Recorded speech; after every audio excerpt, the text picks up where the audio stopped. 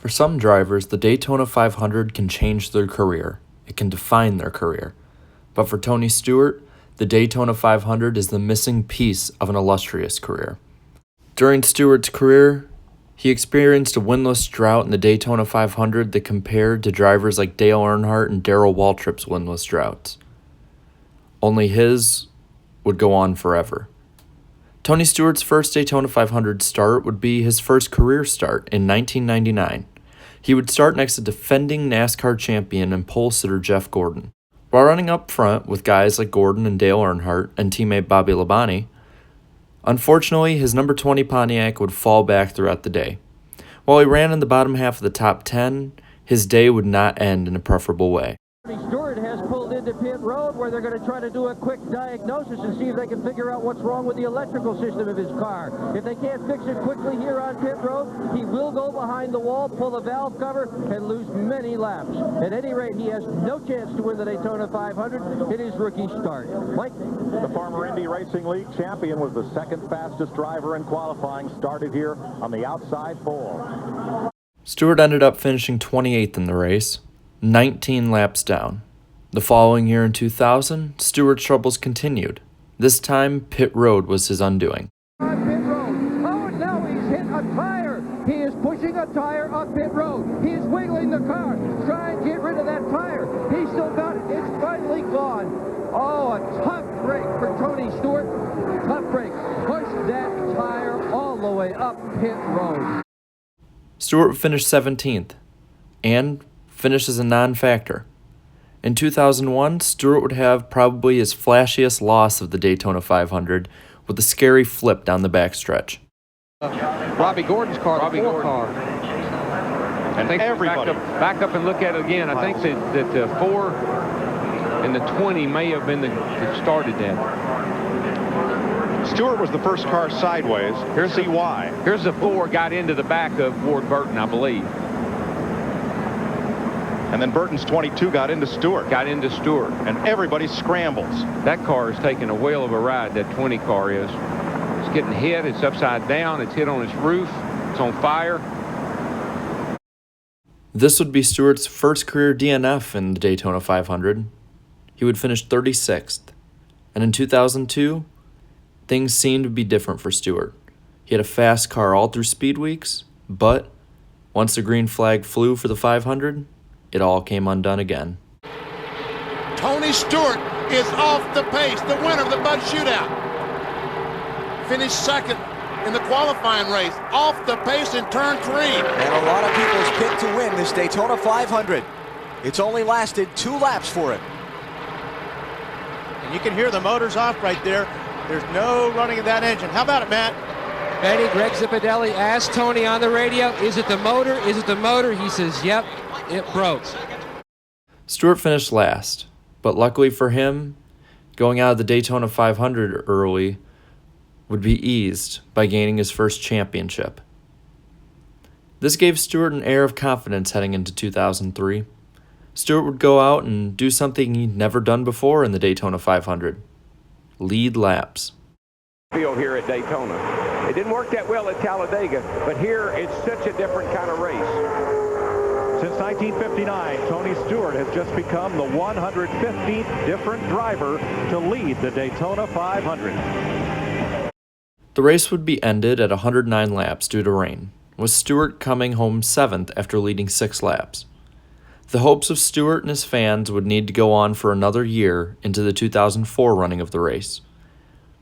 As the next year rolled around, the running of Speed Weeks revealed Dale Earnhardt Jr. as the driver to beat.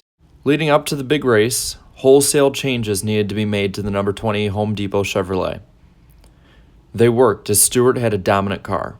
Starting 5th, he led by the 36th lap. The race spread out late with the sprint for the win coming down to Stewart and Earnhardt.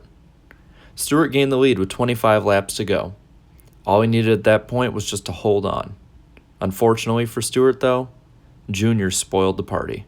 Dale Earnhardt Jr. going for the lead of the Daytona 500. We'll see who Tony 97 Stewart goes. not wanting to give it up. 97, who's he going with? Gonna go with Stewart. 22, and he's going with Stewart.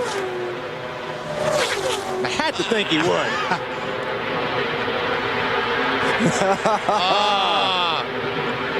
Junior could not quite make it. He's still trying. Here he goes look again. At this. Another run to the inside of Stewart, and he might have him this time. A great run going to turn 3. He's got it. Good job. You're clear. New leader of the 500 is Dale Earnhardt Jr. The legacy continues. Dale Earnhardt Jr. wins the 46th Daytona 500. Got it. Stewart finished a quarter of a second back after leading 98 of the 200 laps.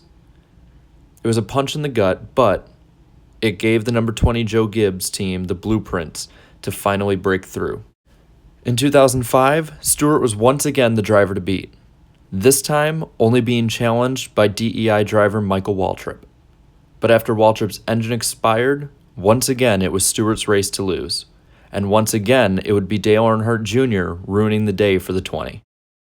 At the line, Stewart by half a car length. 4 laps to go. Man, you can get up there even with that other guy, but you just can't get the pass made. Or can you? Yes, he made it. Go to the bottom now. He'll slam the door. He made it.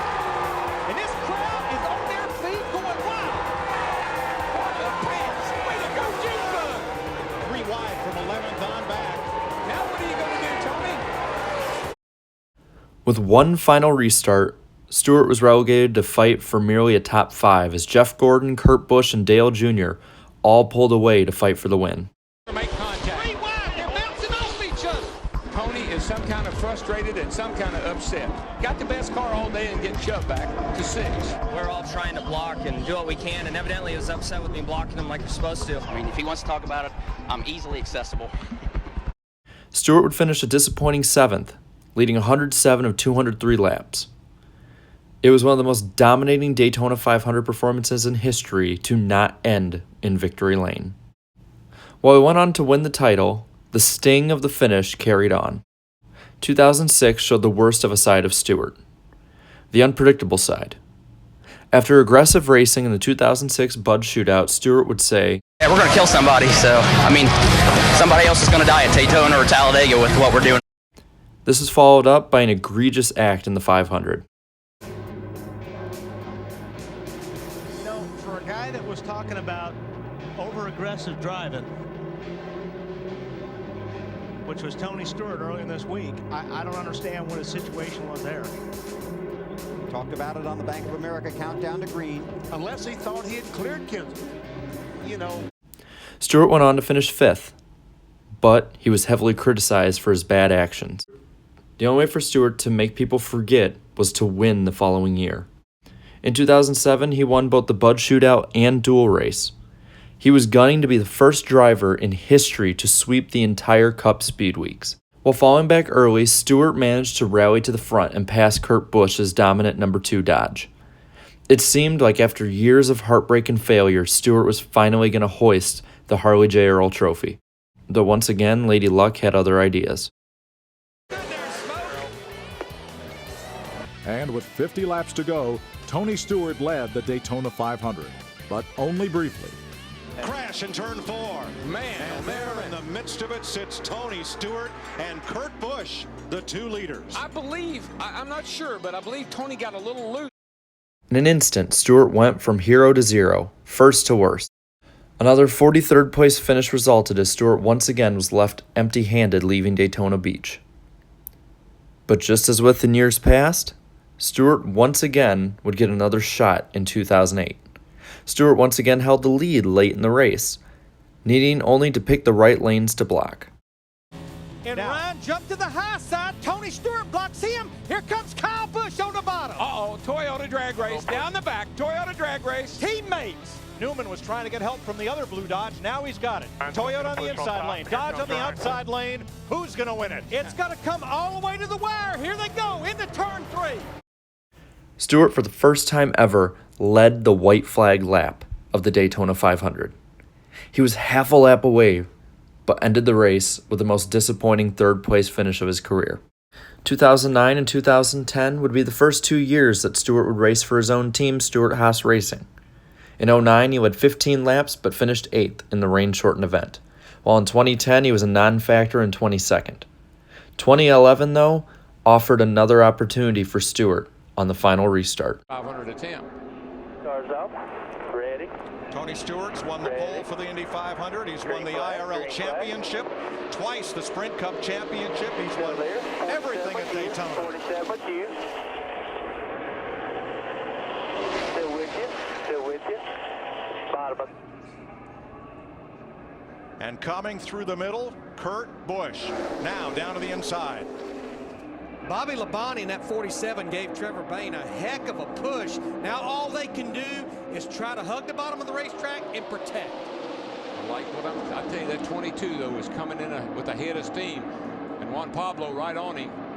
Looks like Tony and Mark might have I don't know if they got enough time to get back up there or not. I don't think they do. Due to not getting off on a good restart, Stewart had no shot, falling from 2nd to 13th in the final 2 laps. It would be the last true shot Stewart had to win the Daytona 500 in his career, as he would crash before it mattered in 2012 and 2013, and lose fuel pickup in 2014. Because of missing the 2016 Daytona 500 due to injury, the final year that he would be able to participate in the Great American Race would be in 2015. Yellow flag. Stewart has a lot of damage, and so does the 20 car. A lot of damage on the right front of the 14 car of Tony Stewart, you can see there. It was a sad way for one of the greatest drivers in NASCAR history to end his Daytona 500 career.